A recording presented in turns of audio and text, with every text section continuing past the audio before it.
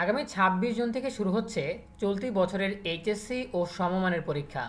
কিন্তু দেশে করোনা সংক্রমণের হার হঠাৎ করে বাড়তে থাকায় পরীক্ষা পেছানোর দাবিতে আন্দোলন করছে এইচএসসি পরীক্ষার্থীরা। এইচএসসি পরীক্ষা পেছানোর দাবিতে শিক্ষার্থীরা বোর্ড চেয়ারম্যানকে অবরুদ্ধ করেছে, বোর্ডের মূল ফটকে তালা দিয়েছে, বিভিন্নভাবে তারা বোর্ডকে প্রেশার ক্রিয়েট করার চেষ্টা করেছে। আজকে ঢাকা শিক্ষা বোর্ডের মূল ফটকের সামনে তারা বিক্ষোভ করেছে। এতে করে পুলিশের সাথে হাতাহাতি হয়েছে, সেনাবাহিনীও মোতায়েন করা হয়েছে শিক্ষা বোর্ডের সামনে। এরপর শিক্ষা বোর্ডের চেয়ারম্যানের সাথে তারা বৈঠক করেছে বা মিটিং করেছে।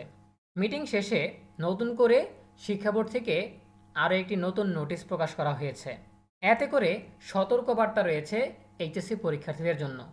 আমার কাছে মনে হয় যে শিক্ষার্থীদের এক্ষেত্রে 3 ধরনের ক্ষতি হতে পারে। সেটা নিয়ে বিস্তারিত আলোচনা করব আমাদের আজকের ভিডিওতে। যারা এখনও আমাদের চ্যানেলটিকে সাবস্ক্রাইব করনি তারা এখনই সাবস্ক্রাইব করে রাখো, তাহলে শিক্ষা সম্পর্কিত সকল তথ্য এবং পরামর্শ সবার আগে পেয়ে যাবে। প্রিয় শিক্ষার্থীরা, আজকে বৈঠক শেষ হওয়ার পর শিক্ষা বোর্ড থেকে এই নোটিশটা প্রকাশ করা হয়েছে। দেখতে পাচ্ছ 22/6/2025 এইচএসসি পরীক্ষা 2025 বিজ্ঞপ্তি। এত দ্বারা বোর্ডের অন্তর্ভুক্ত এইচএসসি পরীক্ষা 2025 কেন্দ্রের সকল ভারপ্রাপ্ত কর্মকর্তা, পরীক্ষার্থী ও সংশ্লিষ্ট সকলকে নির্দেশক্রমে জানানো যাচ্ছে যে সামাজিক যোগাযোগ মাধ্যমে কে বা কারা পরীক্ষা নিয়ন্ত্রকের স্বাক্ষর জাল করে পরীক্ষা স্থগিতের বিজ্ঞপ্তি প্রকাশ করেছে, যা সম্পূর্ণ মিথ্যা ও ভিত্তিহীন এবং পরীক্ষা আইনে অপরাধ। প্রকৃতপক্ষে এই ধরনের কোনো বিজ্ঞপ্তি বোর্ড কর্তৃক প্রকাশিত হয়নি। প্রকাশিত সময়সূচি অনুযায়ী এইচএসসি পরীক্ষা 2025 যথাসময়ে অনুষ্ঠিত হবে। এ বিষয়ে কাউকে বিভ্রান্ত না হওয়ার জন্য অনুরোধ করা হলো। অর্থাৎ এখানে স্পষ্ট বলা আছে যে বৈঠকের পর অনেকেই সামাজিক যোগাযোগ মাধ্যমে একটা ভুয়া নোটিশ প্রকাশ করেছে, যেখানে বলা হয়েছে যে এইচএসসি পরীক্ষা স্থগিত হয়ে গেছে। কিন্তু আজকের মিটিংয়ের পরও শিক্ষা বোর্ড থেকে পরীক্ষা স্থগিত হওয়ার কিংবা পরীক্ষা পেছানোর কোনো সিদ্ধান্ত আসেনি। আগের সিদ্ধান্তই অনড় যে আগের রুটিন অনুযায়ী অর্থাৎ 26 জুন থেকেই তোমাদের পরীক্ষা শুরু হচ্ছে। সো এতে করে আমার কাছে মনে হয় 3টা দিকে শিক্ষার্থীরা ক্ষতিগ্রস্ত হচ্ছে।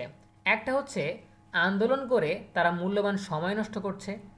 এখন তাদের প্রস্তুতি নেওয়ার কথা, কারণ আর 3 দিন পর এইচএসসি পরীক্ষা।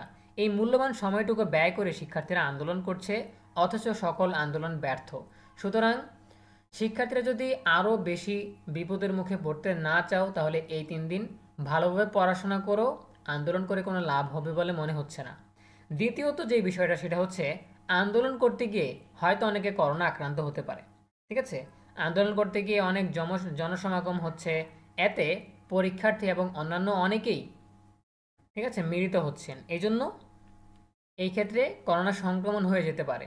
আবার তৃতীয় যে বিষয়টা বলবো সেটা হচ্ছে করোনার বিষয়টা এখন তোমাদের আপাতত ভুলে যেতে হবে।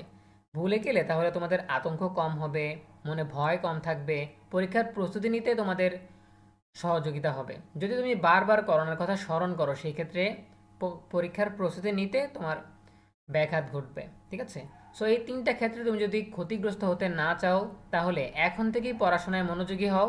আন্দোলনের মাধ্যমে, সমাবেশের মাধ্যমে, বিক্ষোভের মাধ্যমে যতভাবেই প্রেশার ক্রিয়েট করা হোক কিংবা চাপ প্রয়োগ করা হোক, শিক্ষা বোর্ড তাদের সিদ্ধান্তে অনড়। কারণ এখন পরীক্ষা পেছানোর মতো কোনো সুযোগ নেই। সামনে বিভিন্ন প্রাকৃতিক দুর্যোগ আসতে পারে, সেই কথা মাথায় রেখে তারা চাচ্ছে যত দ্রুত সম্ভব পরীক্ষাটা নিয়ে নেওয়ার জন্য। এখন পরীক্ষা পেছানোর কোনো প্রশ্নই আসে না। ঠিক আছে, সো আশা করি তোমরা বুঝতে পেরেছো। এখন থেকে জোরে সোরে প্রস্তুতি নিতে থাকো। এই ছিল আমাদের এখনকার আয়োজন। এই বিষয়ে তোমাদের যে কোনো প্রশ্ন কিংবা মতামত জানাতে পারো কমেন্টে। দেখা হবে পরবর্তী আপডেট নিয়ে নতুন কোনো ভিডিওতে। সেই পর্যন্ত তোমরা সবাই ভালো থাকো, সুস্থ থাকো, নিরাপদে থাকো এবং সবসময় ইএনইউবির সাথেই থাকো। তোমাদের সকলের জন্য রইল অনেক অনেক শুভকামনা। ধন্যবাদ সবাইকে।